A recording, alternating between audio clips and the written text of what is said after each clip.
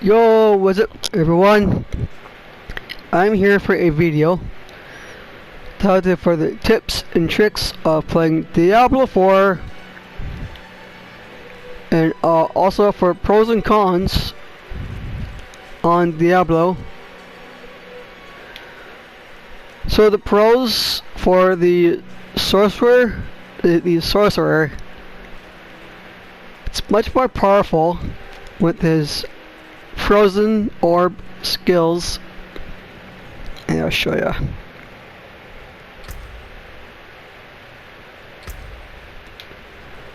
So for my skill tree, I'm in the frozen build / ice skills, and between this one, Barbarian is more of a slashing and dicing of beating up enemies. So here's the pro on the sorcerer. One pro is on the sorcerer is his freezing abilities will instantly freeze the enemies and destroy them. With one special ability, it's called a shatter.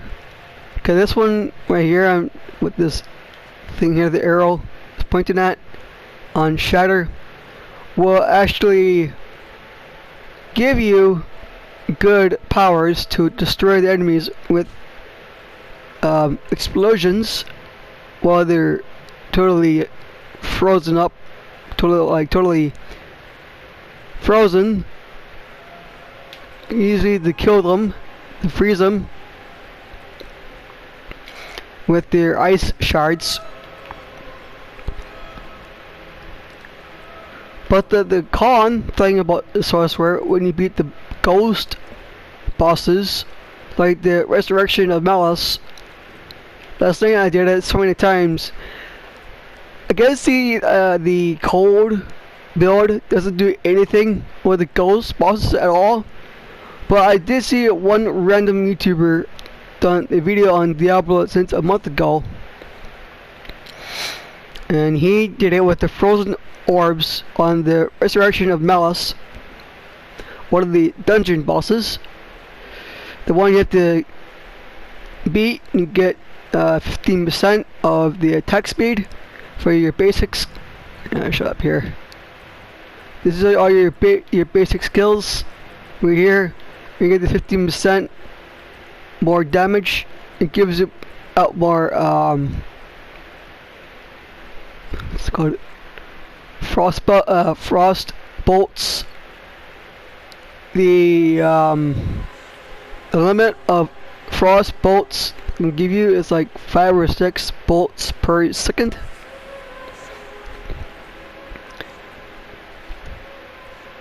And yeah. Now if we go back, I'll show you pros and cons on the enemies here. Let's see if we get any ghosts.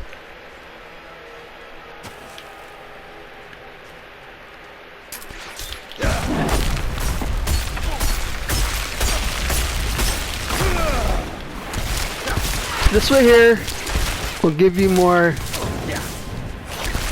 I'm not ready yet.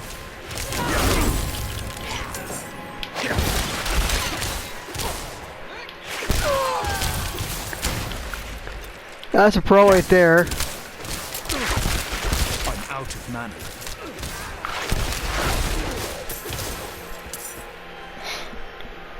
Dice shards are pretty easily for the regular enemies, but for like ghost enemies, it's pretty damn hard to get them to kill.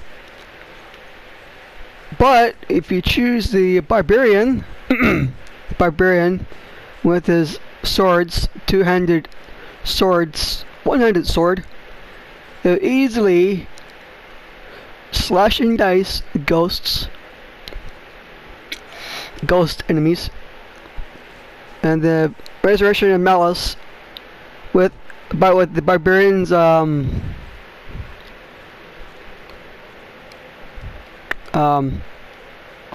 war cry, rallying cry, and the challenging shout actually works on ghosts, bosses, resurrection of malice.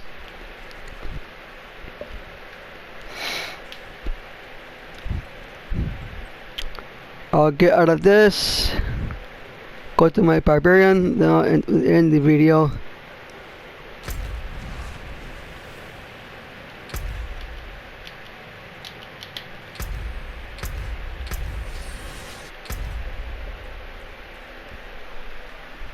Leave game. Yes. Now, if you go straight to the barbarian, I'll show you guys pros and cons on that.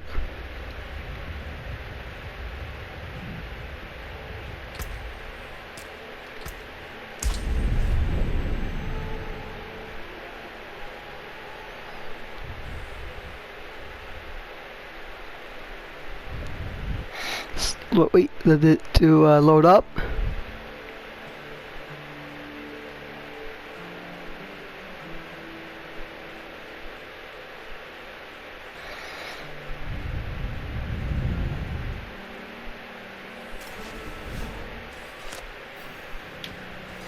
Alright, so for the barbarian, this is all my stuff, my legendary items.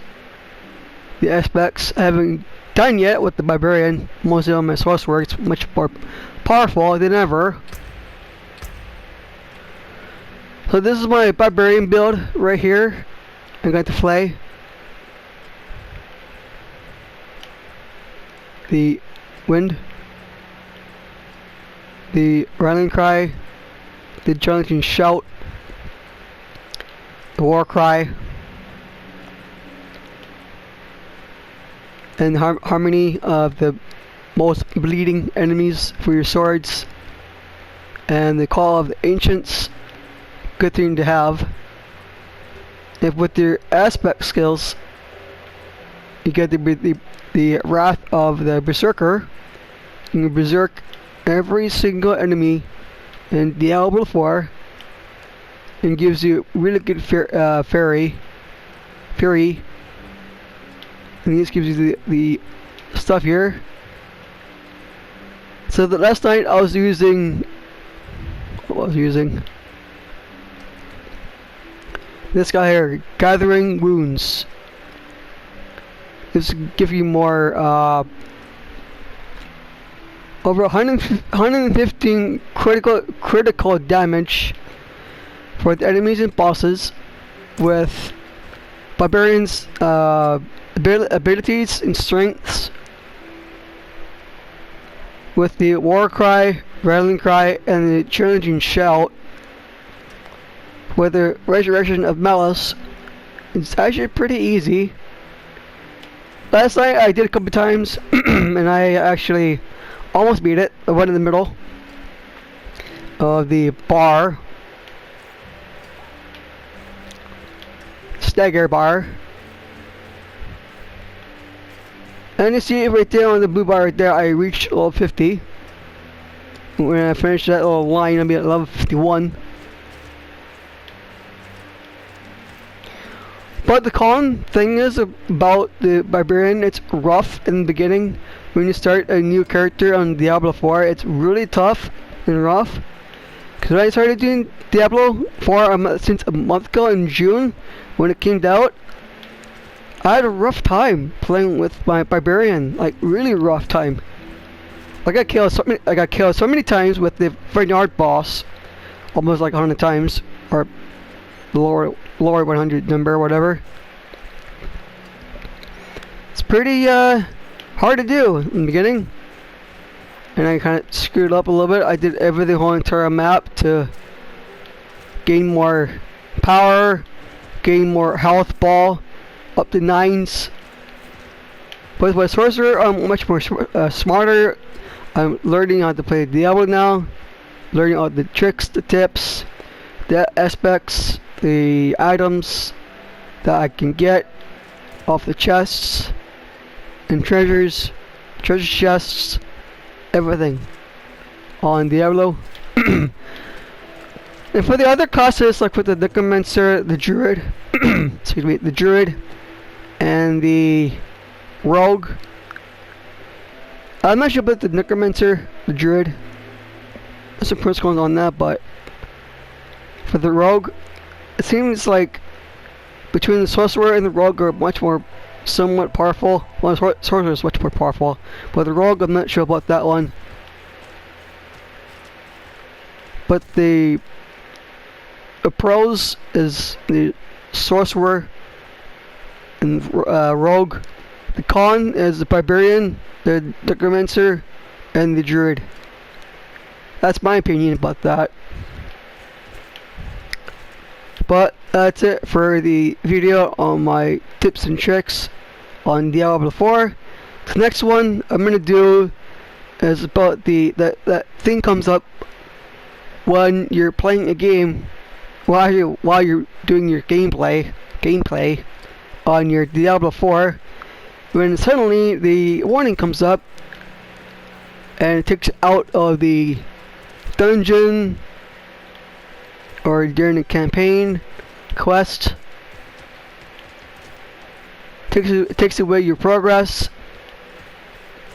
goes back to town, then you just have to start over. But I have a video for you guys how to